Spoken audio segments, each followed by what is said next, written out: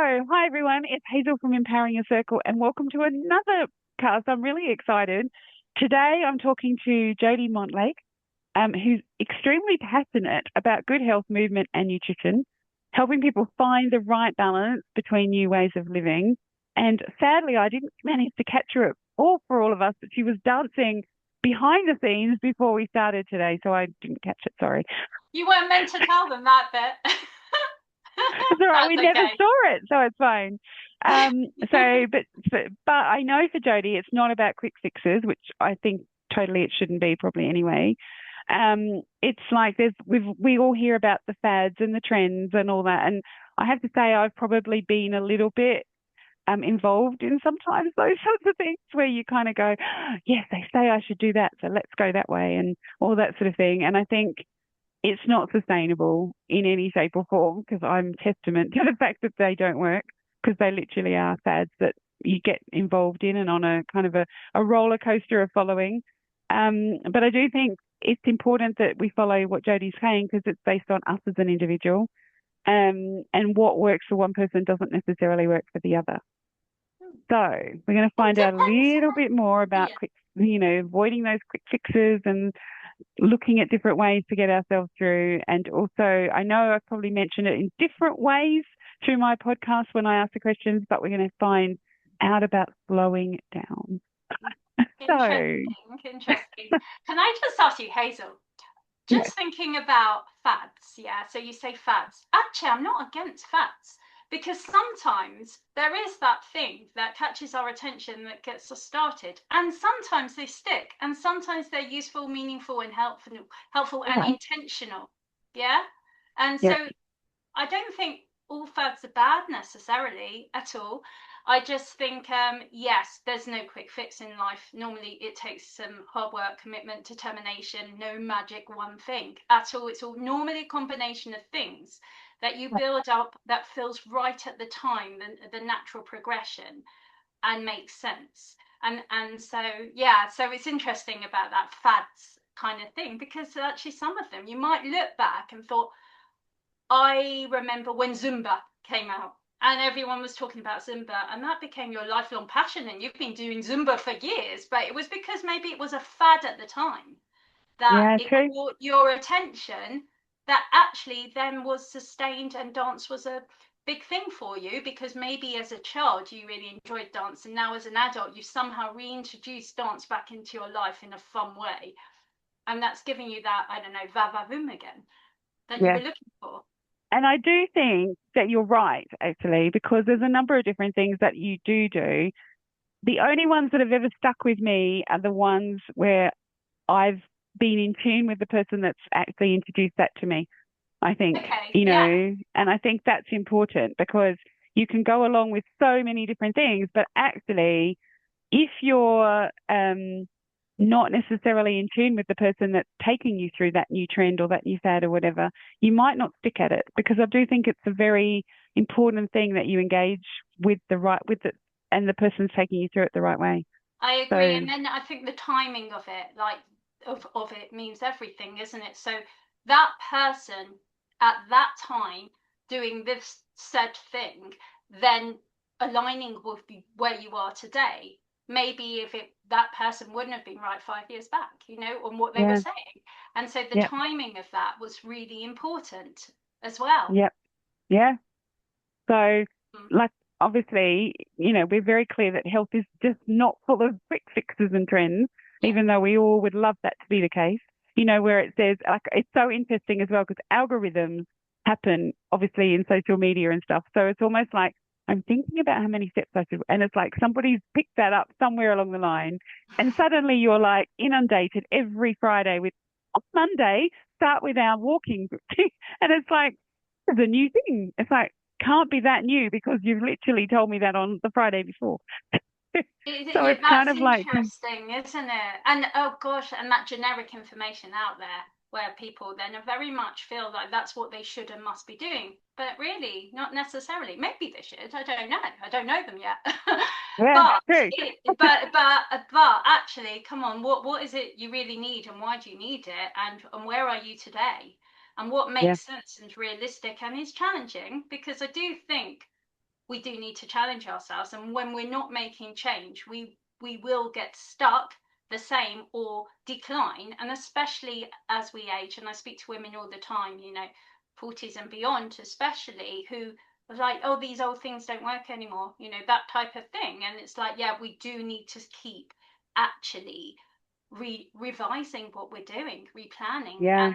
but then with intention, deciding on why is the next thing important, really meaning it. And Yeah. in that sense, it's not about slowing down on our ambitions and what we want to do in life or anything like that. It's just a very much more meaningful, this is where I am now, this is what I need to do and why I need to do it. Yep. With that added extra challenge, but the right type of challenge, which is really key. Yeah, I think it's important because obviously you do a lot of work with women in their 40s and beyond. Mm. And we get to a point where you are doing what you think is right, and then suddenly you hit this brick wall and you think, oh, hang on, that brick wall's not moving anymore. Like that means that you have to think, what do I do now? And that could be that you need to think slightly differently with a mindset shift to kind of think, well, maybe that was working with me for that reason. Things that I was doing were working because I needed to do that at that time. And then I think it's really important. Like for me, I know that I need to go out and do more strengthening. Like I know that that's important. My mindset needs to be that way, so that I can make sure that I'm ready for that next step. But then the And key for someone like you who's discovered strength is important, strength training is important to me, as it is actually for most women of a certain age. yeah, Like me, I'm 49. I also believe it's important to me and beyond. In fact, it's important until the day we die, to the day we have our last breath. But understanding why and what's changed between your past and where you are now in terms of your environment, your lifestyle, other things, and then adapting it to make it work is going to be key to your commitment with actually yeah, doing it. And then how yeah, you do it and where it's going to be and what you have access to and so on. That's all going to come into it.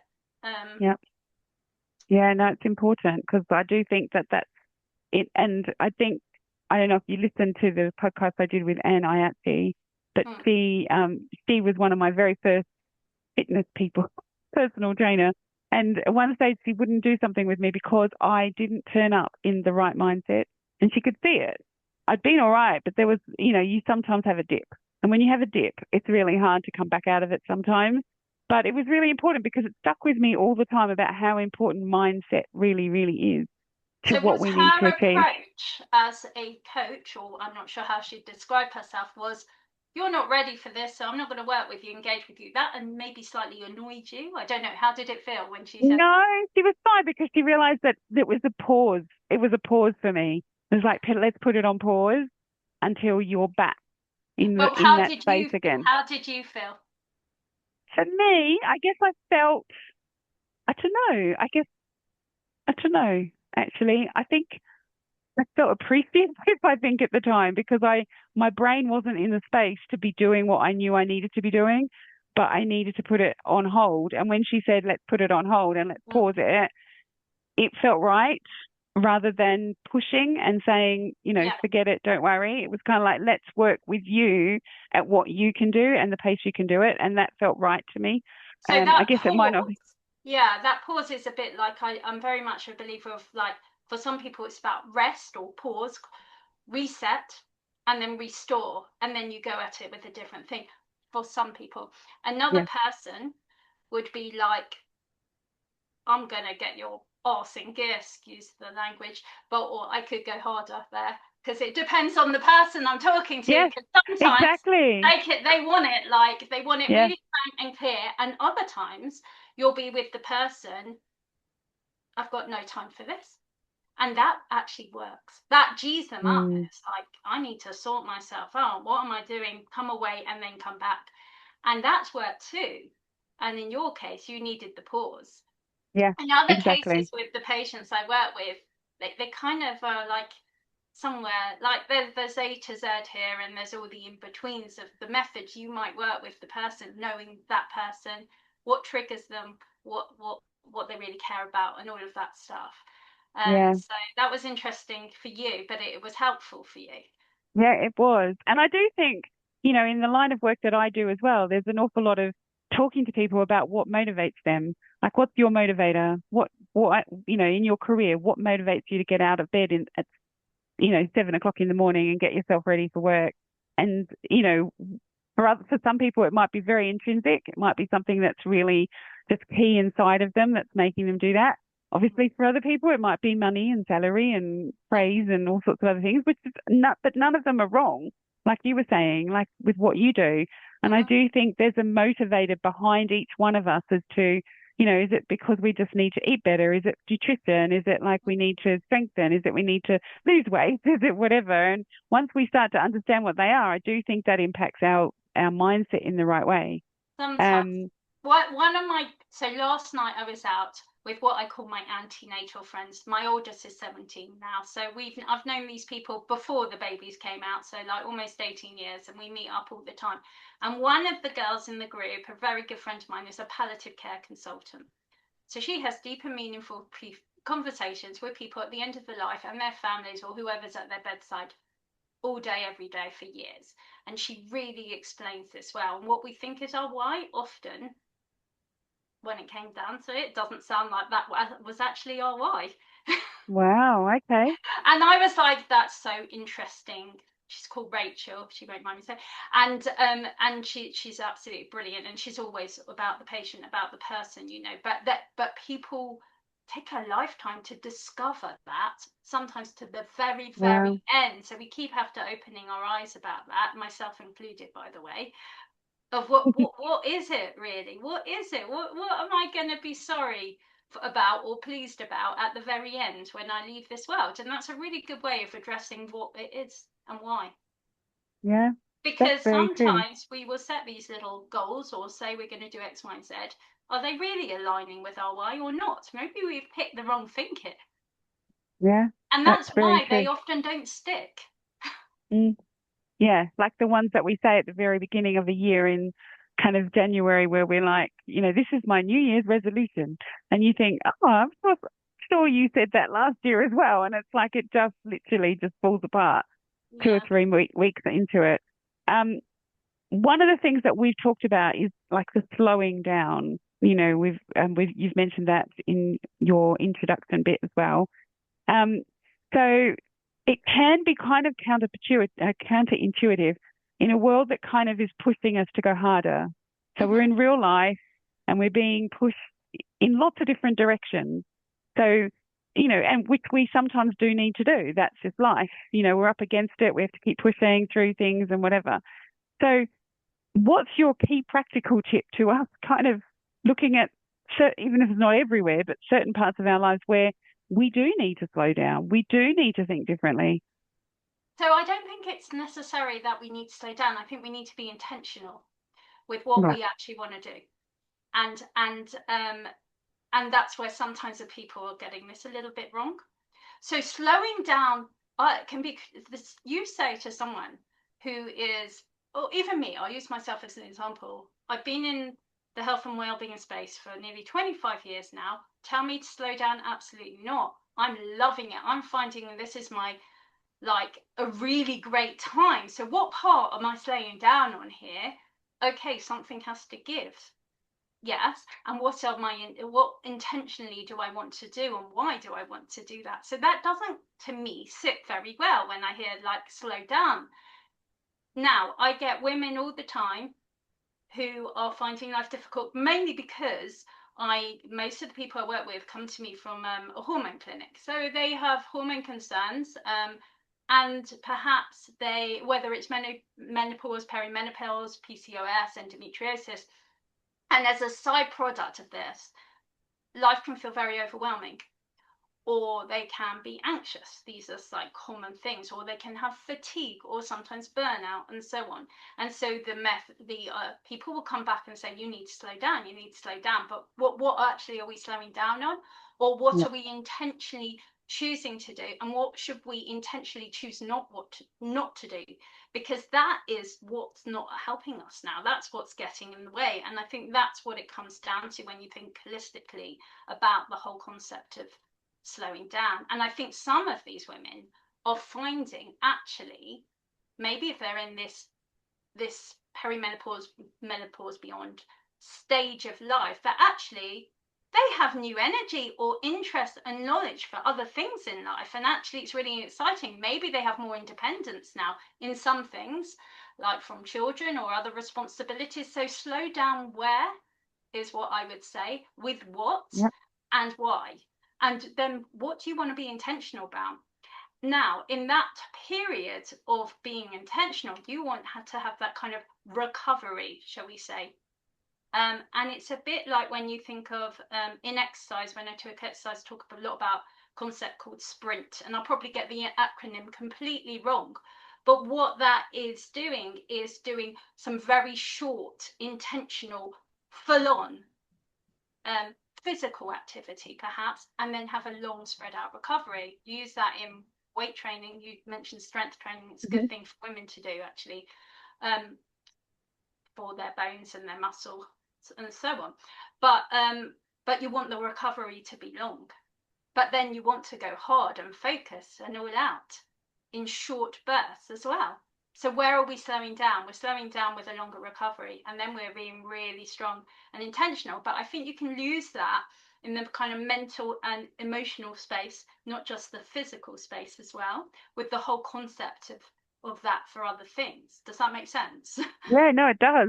Yeah. Yeah. Yeah. So, what would you say? I know you said about hormonal. So when you think about that, that's obviously really important.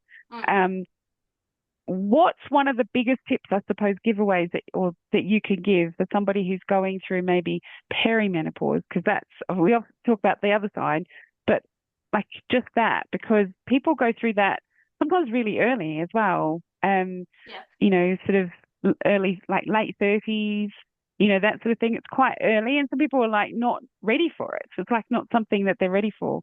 So how can they get ready for something like that? Like how can they prepare their To get mindset? ready for perimenopause? Is that your Well, question? How maybe not. can Yeah, people not get necessarily ready? that. That probably didn't come out quite right. But, Go on. sort of, Yeah. when you think about that area of our lives, it isn't something that we know it's coming, but if it comes earlier, then it's really difficult Oh, yeah. to, be ready for and have that mindset for. So is there things that people should kind of help themselves through that situation? Well, I think there's the background of having education on this area. Women through various stages of their life, from birth, puberty, 20s and 30s, 40s, 50s, 60s, 70s, and so on. So there's that fundamental education of what it should be like, and not necessarily to be scared of change and Yeah, transition, because actually it's nature doing what it's meant to do. Sometimes a hot flash, for example, is actually not necessarily a bad thing. It might not feel like that to said woman who's up all night, who's hot and sweating, can't sleep, and that is a problem. But sometimes it's your body, sometimes it's actually just doing what it is actually meant to do, and that doesn't have to be looked at as a negative thing. Now, if right. something has changed fundamentally to your normal and you're concerned, then you track it, you note it, you don't necessarily jump on it, you be curious as a starting point. And then if this is going on, like it isn't a one-off a couple of days, because everyone, there's so many things in our lives, our environment. We might have had some travel, for example, we might have had some alcohol, we might have had a big work deadline, we might have had a child at home with an illness. There's so many reasons why we might be feeling out of sorts in such a way. But once you've got a bit of time, and be patient, I Yep. think, and just curious, and then start documenting things, you can then definitely go to a medical person, a doctor. Most people will start at a GP, just saying, look, these are my thoughts, these are my concerns, and that is Yep. always a good starting point, because it's not normal for them. But not normal for them does not mean this isn't a normal transition in life. True. And Yep. maybe if that normal transition has come earlier than or later than they expected, that feels weird because they weren't ready for it. But Yeah. I would just be curious about that. I would look at, okay, so there's some telltale signs. Ask your mother what happened with her. There's some family history that might be relevant here. I, for one, I asked my mum when she went through menopause. It happened to be in her early 60s. She was late.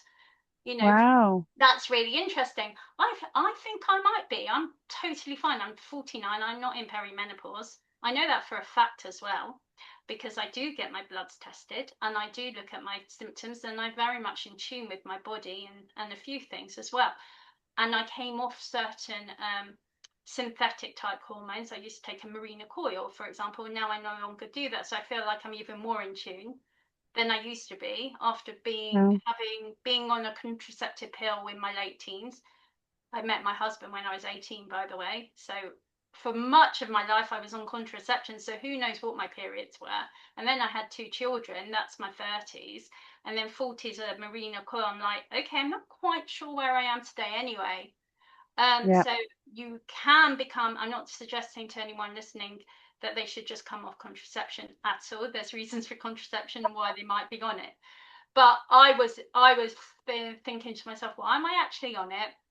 And I would like to know a little bit about what's coming and be curious. And I think a better way for me, because I had no good reason anymore other than for pure contraceptive reasons, to be on a contraceptive device, but not for any hormonal or skin concerns or anything like that some might do. That has also helped me stay in tune and perhaps more ready for what's to come next, but with just to be open and curious and like not freak out. Maybe if sometimes I don't get my periods after 3 months when I used to have them every 28 days, for example. Oh, isn't that interesting? Is where I'm at. Isn't that interesting? Let's be curious. That might not be my old normal, but it doesn't mean it's not normal or okay. And Yeah. so I look at it with interest and empowerment and enlightenment when it comes to learning about this stuff rather than being scared. Oh, I like that. Yeah, Yeah. no. So I went through. I started mine at the end of when in my 30s, Mm. and I remember going and speaking to, and it's no reflection on a male GP, maybe just this one that I went and saw, but he was just like he didn't know what to do with my information. And the only thing he said was, "Do you think you're pregnant?" And I went, "Oh, I don't think I'm definitely not that." So he was like, "No, no, no, that could be. I think that we need to do that. We need to check that." And I said, and he was being so dismissive of everything I was saying. So I asked to see Did he a even lady, ask like a a direct question? Have you had sex in the last blah blah? Did he no, actually ask? I no. mean, wouldn't that be a starting point? Like, because unless He you just said, believe "Let's go and in have the a blood Virgin test." Mary here, and that Immaculate Conception, he needed to ask that for a starting point. Because for you to say no, it's not possible, you will have strong reasons for saying that. But he So never it was so asked. no, and it was funny. But then I asked to see the female GP who actually had a bit of background of all menopausal and things as well, which was obviously very helpful. And she said, "Well, it's probably very early stages from what you're telling me, but I need to probably now, as you're saying, take the blood and just monitor them, and then I'll be able to tell you more as we go through the next." I don't know how long I did it, but it wasn't hugely long. Um, but it was really good because she listened and she was very much about, let's have a conversation, let's chat about this, let's think about the next stages, let's do this, and said, and if you are, maybe you want to look at a HRT or whatever. And I kind of put my hand up and said, oh, I don't think so. And I know that they're all different and everybody reacts differently, but my mum hadn't reacted very well to HRT, and I was very much about, you do follow sometimes a bit of a pattern with your mum and that kind of environment. So I think it's really important when you, like you mentioned about going to the GP, but it is really important to know that you find a GP that you can discuss it with and be open about, and know that they do have a bit of a knowledge to help you through it. Of And I course didn't they at the do. beginning until I changed, Mm. So And I think there's, finding the right doctor is or the whoever you're speaking to in life. It's sometimes not necessarily their qualification, but they will same qualifications and backgrounds of 2 people can be saying totally different things too, yeah, and it can true. be confusing, and some things might not sit right, and or you might not be getting what you were hoping for. whatever that might be. And you can question that. I mean, we have the NHS and they are limited, I think, with that. And I think they're a bit behind. Also, a lot of the doctors, they have to do their own learning outside of what they learned on medical school on this, because they are way behind, sometimes 7 years or more behind the science and the people in practice who are working with these people, especially like in private clinics, on some of the information, like testosterone, for example, which is still by many doctors on the NHS being just prescribed as a libido thing, because testosterone was very much looked at from a male perspective, and female and women in medicine have only been more recently looked at, and there's so much more to testosterone and the whole balance of estrogen, progesterone, so much out there, but it's not filtering down into, and so it's very confusing for people to know what information to look at. But what they do know is if something doesn't feel right, I mean, if there's any red flag signs, you know, they got bleeding outside of their period, you know, you go to the doctor, you don't wait around for things. No, true.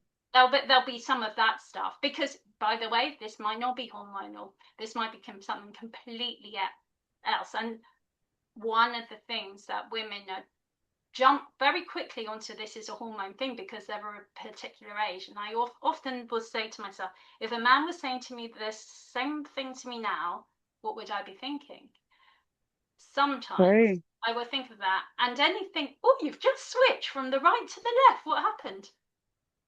I don't know. Oh, that was weird. Anyway. It says that you've raised it. It says you've raised your hand. So I'd raised it, but I mean, I was being like this, you know, when I was talking. And maybe it flicks like when you do something. Yeah, where was I? I can't remember. About a male coming to you, and what would you say? And yes, you've switched again, by the way. Yeah, sometimes you've got to think of that to not jump onto these things, or be really honest. Was I saying this 15 years ago as well? And so it's like, okay, let's slow down, pause there, slow down, pause, and sometimes be curious more than anything, than jump on to some of these things, and then go for advice when you need it. Yeah, true. Or you're confused. Yeah, so it's like we've got obviously people listening into the podcast and stuff who feel overwhelmed, don't really know where to start. And there's a lot of people out there that are like that. You know, it's like, you know, I could go to that person, or I could go there, or I could just join the gym, or I could, you know, and there's lots of different things that people are suddenly thinking, oh, so many options. What do I do? Don't know where to start. What is kind of one sustainable change that someone could make? Like if they wouldn't, you know, let's say thinking ahead to next Monday, thinking I need to make some sort of impact on my health for the longer term. What's one sustainable change that someone could make next Monday, and then maybe a month later or whatever, just so that they build themselves up in a way that they feel. Working out what it should be is going to be really individual here. How you do it, there is a method for that. So what it should be would be based on what is concerning them most. What is truly concerning them most? And why might that be the issue? You know, so going back to root cause and stuff. And then you decide, what is the one thing potentially I could do now that I'm doing well, but I could build on? That's one place to start. Or what's one thing I could do now that's realistic and appropriate that would be helpful here? And when I work as a health coach, I look at natural methods. So I look at nutrition, I look at exercise, movement, stress, lifestyle, like sleep, for example, and the environment. And the environment comes down to like your relationships, your personal relationships, your work relationships. And like, is there an area there in this concern that you have and why it's important to you? What do you think you're doing well from that section? Should we look at either building on one of those things, because that feels quite, from a confidence point of view, I know you talk a bit about confidence, that sounds less overwhelming as a starting point. So yes, I do eat really well in breakfast, and my breakfast looks like this, and it's really helpful breakfast, but it all goes downhill come tea time, you know. Okay, maybe that's an area to start. We could start on nutrition, but I don't what I love about what I do is I don't just look at one area. I look at various areas, and then we'll decide from which area to start, because it's the most appropriate and feels right at the time. And that's often led by the person themselves. I'll ask a series of questions, and they'll tell me that they'll work this out. Like, I think I want to address my sleep. Like, they'll say something that I go, why? What's wrong with your sleep? Oh, I don't think I sleep very well, because when I wake up in the morning, I don't feel refreshed. I go, okay, have you always felt like this? How long has this been going on? Yes, that makes sense to other things that are happening in the day, like picking the right food because I'm tired and this, that, and the other. But yes, sleep does, what is actually happening with your sleep? So then we work out, okay, let's do a little diary. Don't have to use a tracker, can use a tracker, and that would depend on the person. Of what happens when we wake up in the morning through to going to sleep at night and through the night, and build a picture, and then decide, what would be the appropriate next step. A patient recently told me, because they were very concerned about their deep sleep, and actually they got a lot of anxiety about it, because someone at Christmas bought them a new Garmin, and it was showing that their deep sleep was really bad. It was critical. Oh, And they were absolutely freaking out wow. about this. And I was like, okay.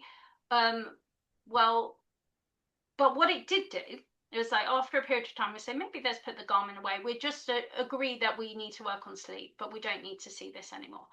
Her partner said, because it had been noted that her sleep wasn't good, and she always feels tired, and it's been going on a long time, and it leads to a few other unhealthier habits that aren't helping her. Enough says, actually, I've noticed you hold your breath while you're sleeping in the night, you stop breathing. So alarm bells go off. Do I have sleep apnea? Blah, blah, blah. Oh, Google sleep apnea, mindless, constant information. I go, that's really interesting that he's noticed that. Is this a one-off thing he's noticed? Has he noticed and consistently? Let's have a look. And it's like, actually, she was really congested. She'd had a cold building up. I think it was just a very small space in time when this was happening. It wasn't wow. anything, but could have jumped on that. Could have said, right, I need to go to a sleep clinic and address my sleep apnea as the right place to start.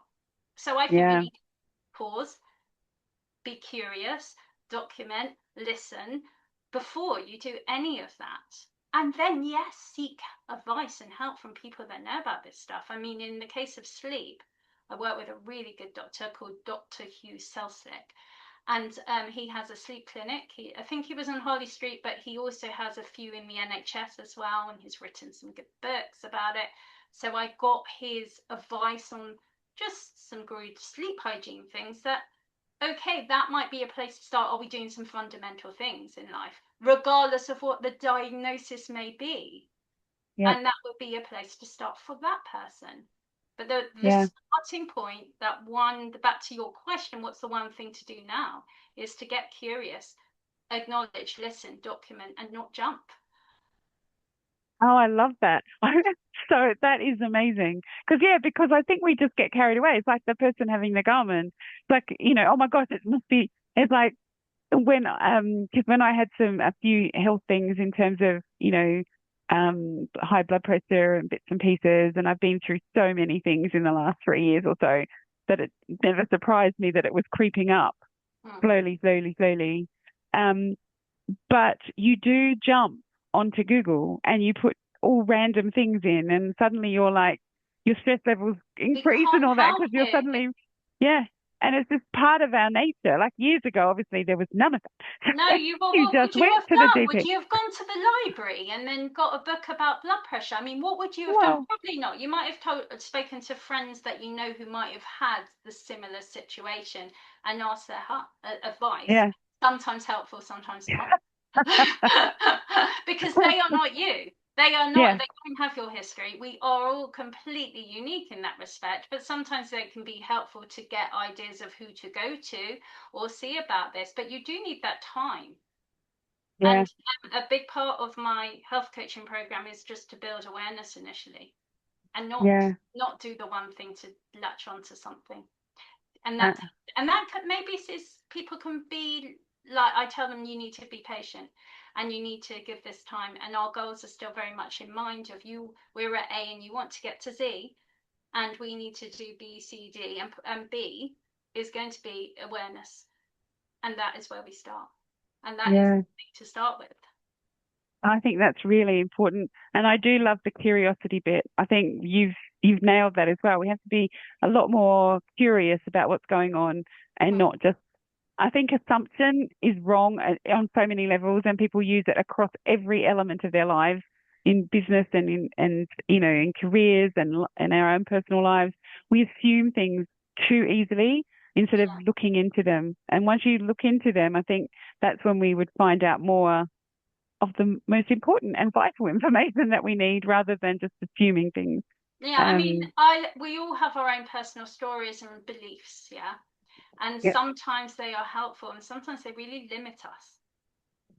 And that's the So, problem with beliefs. And also, working as a practitioner, you don't want your beliefs to go on to the patient. It's got to be patient led, always. yeah, And you yeah, honour them with where they're at. So choose to go on HRT, don't choose to go on HRT. I honour them with where they're at. It's not for me to prescribe anyway. I help them with natural methods anyway. But you've got to go from that, understand why they're thinking this way, what is their history, why do they feel a certain way. Maybe they're someone in their family had cancer and they have certain reasons not to do things. You understand that with heart and compassion and learning and understanding. Awareness is yeah, what it's about. yeah, That is the absolutely. one size does not fit all approach, and that's the holistic approach that I think is what's going to help people the most. Yeah, I totally agree. Mm. Oh, Jodi, it's been wonderful having a conversation with you and opening eyes. Every time I do one of these kind of podcasts, I'm like, oh, I just learned so much. Me And too. I've got I love so much I talking can to take away. people. It's a people's business, isn't it? And if you're not Yeah, interested in people, then you, as a coach or doing anything like that, that's fundamental to what we do, and yeah, we get the most insight, I think. yeah, absolutely. Yeah, Absolutely. So, Jodi, thank you so much. If you want to find out more about Jodi, you need to go to We Got This we've got this and dot coach .co. on dot Yeah, coach on the on website. That's amazing. Or my Instagram, which is yeah. great as well. But yeah, thank you so much for having me. I've actually, can I just tell you, this is my first ever podcast as a Hey. guest. I've really enjoyed it, and I'm a big podcast fan, and I watch many of all genres. Well, now people will be watching you, so that's Oh really cool. well, you never know. Oh, Thank you for inviting me. oh, you're so welcome. Thank you, Jodi. Okay, bye.